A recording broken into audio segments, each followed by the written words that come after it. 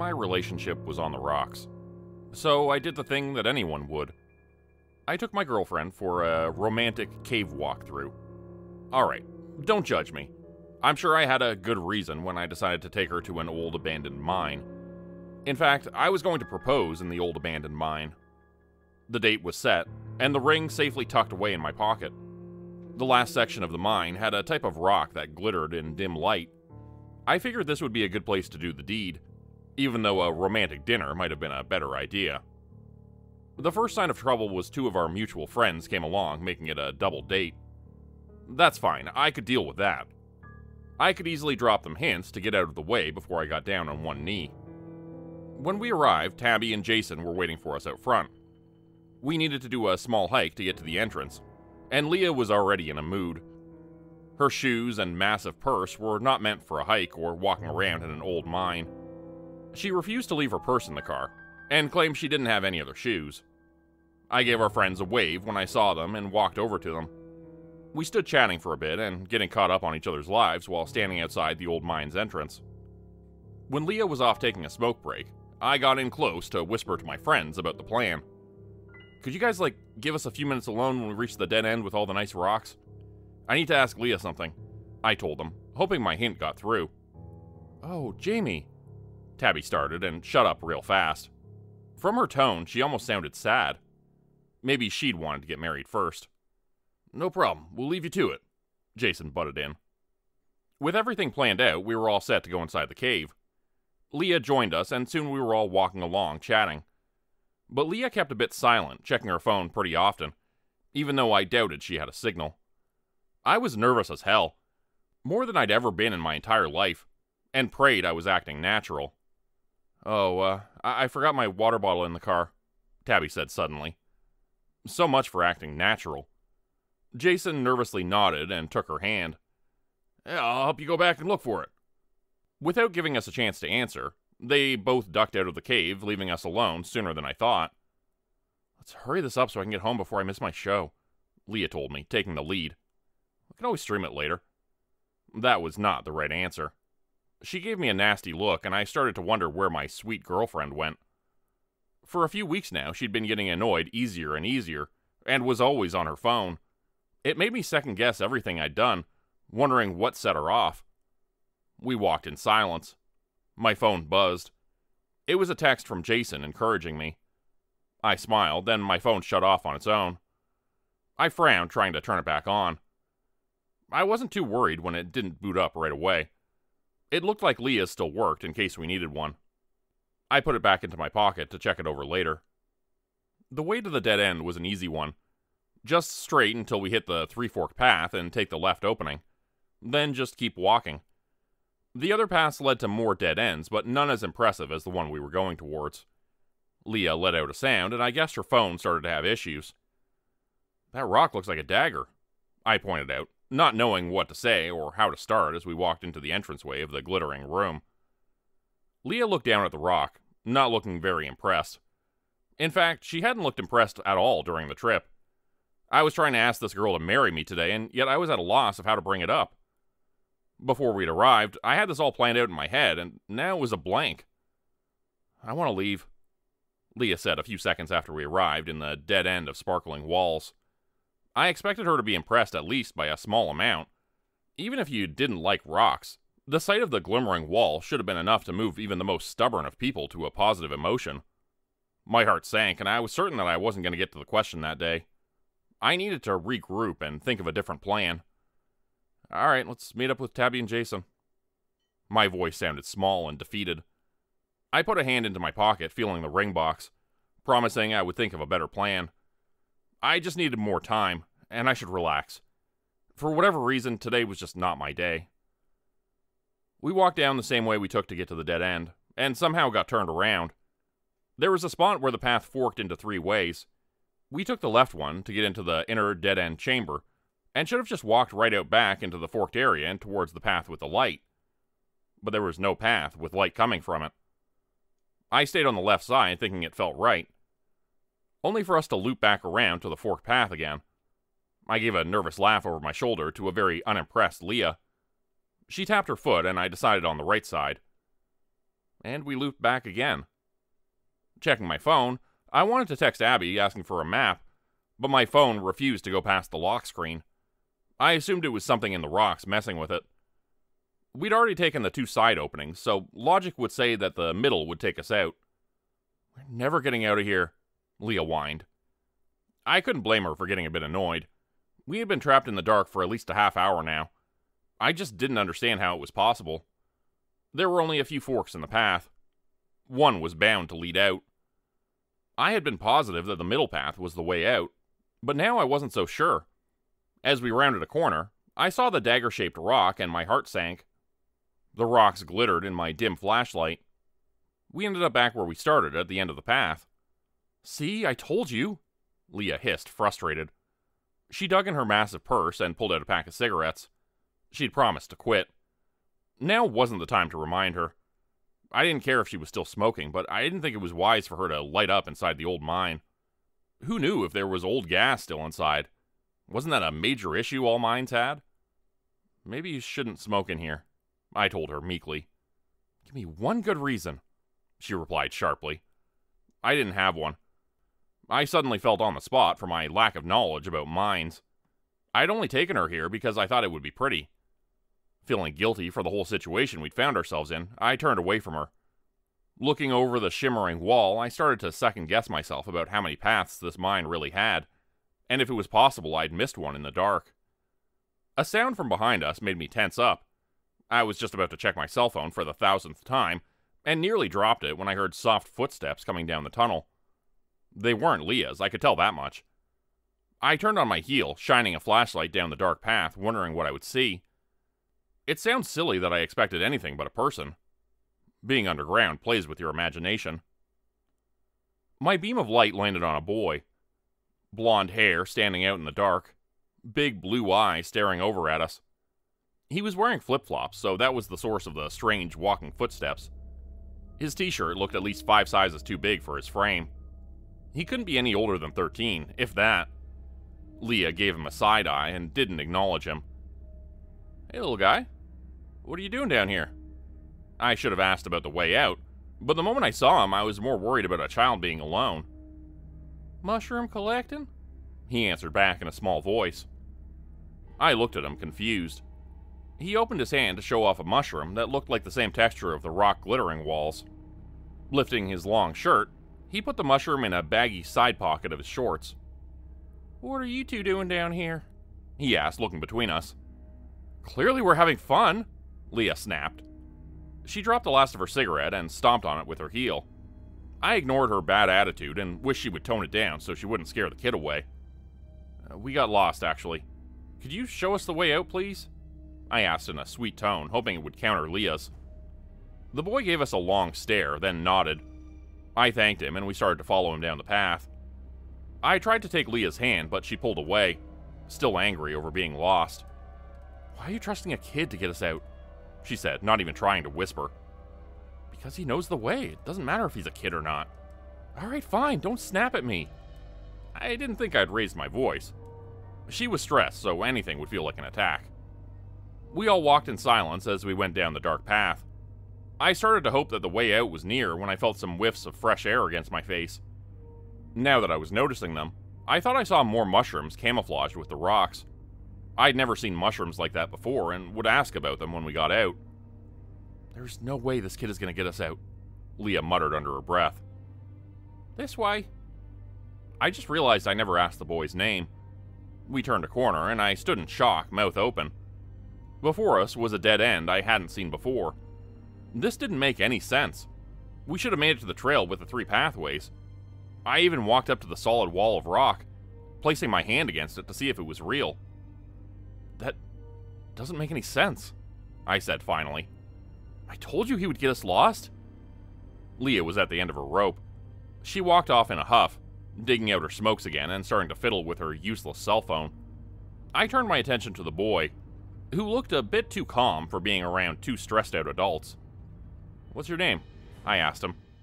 I might not know the way out, but I could at least start with what information I could learn. He opened his mouth to answer, then shut it again. Clearly he didn't trust strangers with his name. I didn't blame him. The poor kid must be scared being trapped with us. How about a nickname? I'm Jamie. He fidgeted and debated on what name he should give me. Finally, he decided on one. Blue eyes looking up at me, mostly hidden behind wavy blonde hair. Ian, he said in a small voice. That's a good name. I like it. We'll get you home, Ian. Don't worry. How about we head back and see if we somehow missed a pathway in the dark? I asked and offered my hand. Holding a child's hand was just a normal reaction.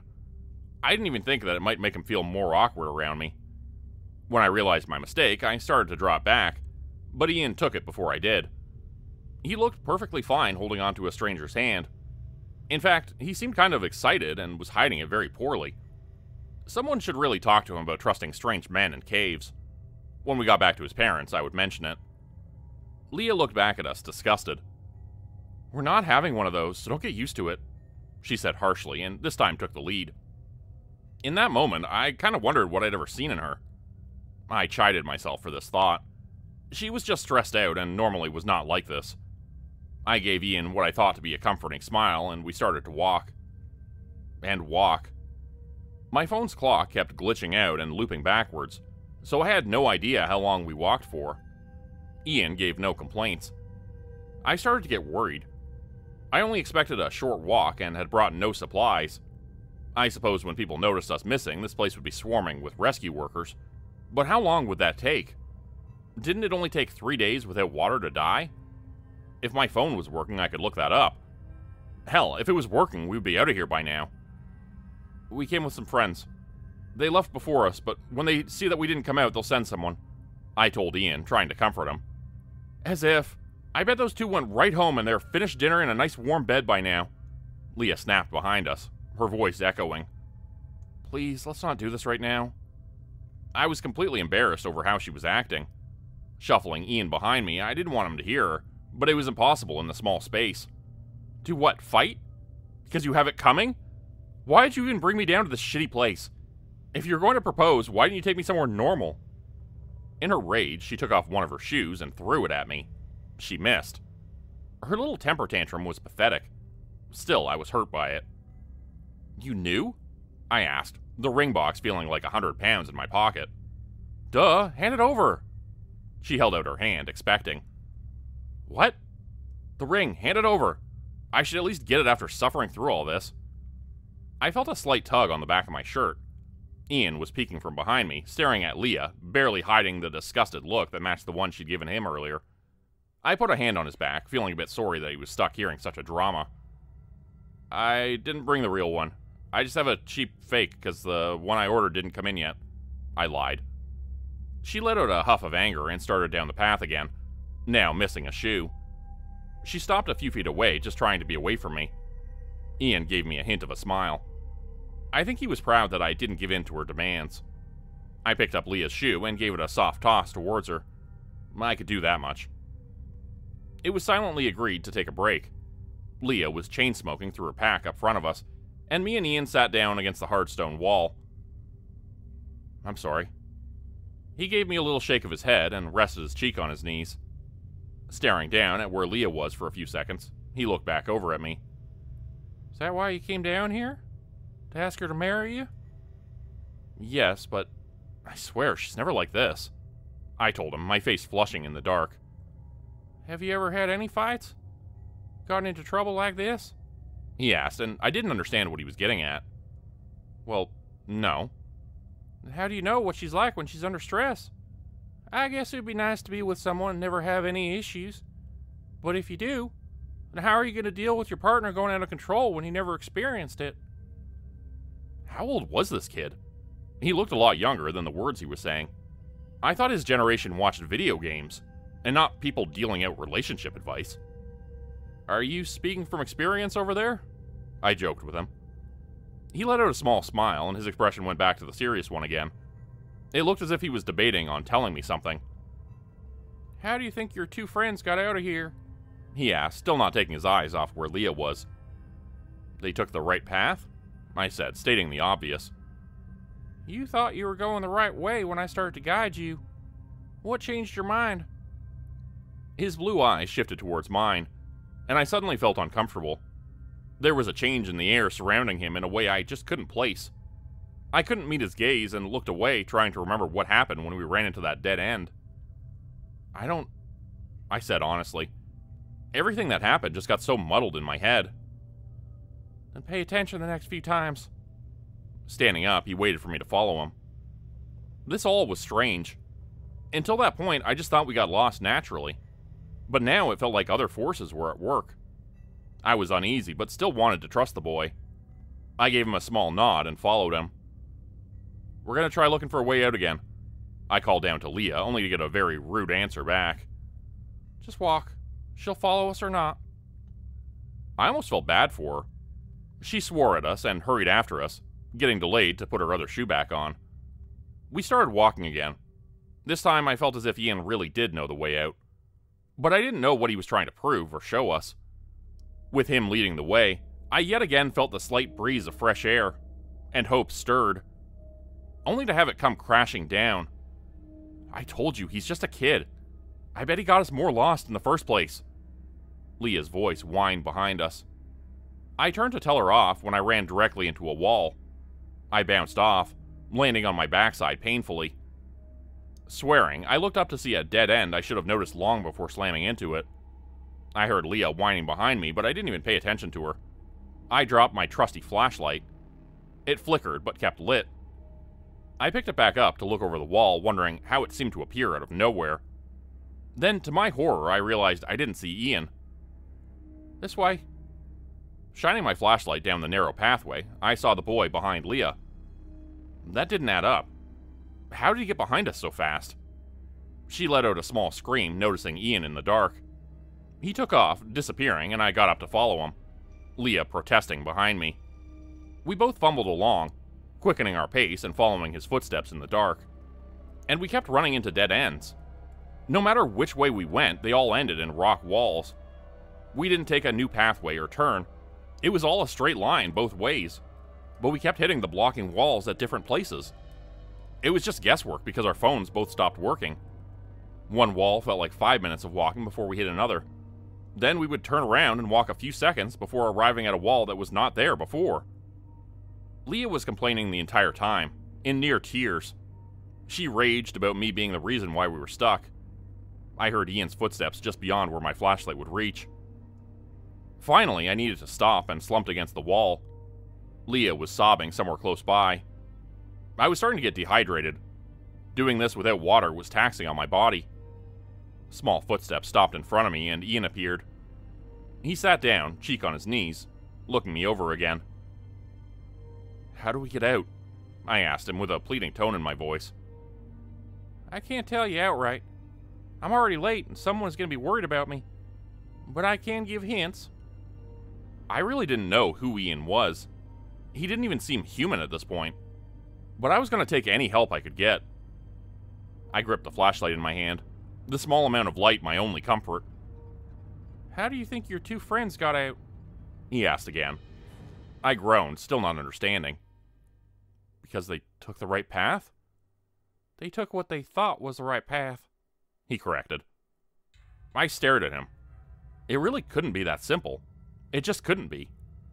We looked down into the dark where Leah was crying and cursing to herself, and I was embarrassed it took me so long to clue in. We're trapped because Leah keeps saying we're going the wrong way? Ian rolled his head on his knees a little, making it hard to tell if he was agreeing with me or not. Sure, the first time he was showing us the way out, Leah doubted it, but it just could not be that simple. The world doesn't work like that. There are the right paths and there are the wrong paths. Dead ends don't just appear because one person thinks they're trapped. I'm not talking about the way out of here. Let me make that clear. I'm not saving you. I'm just giving you an example of how things work. If someone has decided to be miserable, sometimes you cannot change their mind. They'll only burden you, dragging you down. Your friends walked out together. Are you and Leah together right now? Ian asked, sounding serious. Who had thought that being trapped in an abandoned mine was the same as being trapped in a terrible relationship? I understood what he was getting at, but I just couldn't leave her. I can't leave her behind, I told him, eyes cast downward. Then you'll die. He didn't sugarcoat his words. Standing up, he looked down at me, waiting for a few seconds before starting to walk down the dark pathway away from us, his little flip-flops echoing in the darkness. Sitting there, I listened to his footsteps going towards what I knew now to be the way out, and Leah's soft crying. She either didn't hear us or didn't care. If I left her, she might never get back out. I would be leaving her to die. If I didn't, I would die here with her. She wouldn't have a second thought about leaving me behind, I knew that much. My decision was made only after I realized if one of us got out, we could send help to retrieve the other still lost. Getting up, I followed behind Ian. It was as simple as that. I expected to see the right path out, and I was out, the setting sun blinding me as I walked out of the cave. My phone buzzed in my pocket, and my friends did in fact start heading to their car and wanted to see if I was out yet, and needed a ride home. I frantically called them, saying Leah was stuck inside. My entire body turned to ice when both of my friends had no idea who I was talking about. Awkwardly getting them off the line, I started to go through my photos to see none of Leah. No Facebook account, no message, nothing. She was not only missing, she was just gone. The ring was still in my pocket as the only proof she was real to at least one person. You got out. Good for you. I looked over to my side and saw Ian standing a few feet away from me. Because of the light of the sunset, his hair looked almost white, and his blue eyes had taken on a reddish tint. After everything, I knew he wasn't human, and yet I didn't know what he could possibly be. Is she gone forever? I asked. I did fall out of love with her inside that cave, but that didn't change the fact that I had loved her at some point. I didn't want her to just fade away like this. It's up to her. All she needs to do is walk forwards. Even if she does get out, you really shouldn't marry her. You're not a good match. I felt awful, but still let out a small chuckle at his honesty. I still had one more question for him. Why did you save me? At any point, Ian could have just left us behind. He gained nothing by getting me out of that cave. After my question, he fidgeted with the hem of his shirt and mumbled something I didn't hear. He finally looked like he was acting his age. Any kind of intimidating air from him was gone. I didn't save you. You figured it out on your own. And don't hold someone's hand just after meeting them. They might get attached. Ian snapped, face flushed in the red light. He didn't sound angry, just embarrassed. It took everything I had not to laugh at him. My eyes filled with tears, holding in snorts. The only reason I was alive was because I had treated Ian so kindly. For some reason, he must not have people offer to hold his hand often enough for it to be a treat when it happened.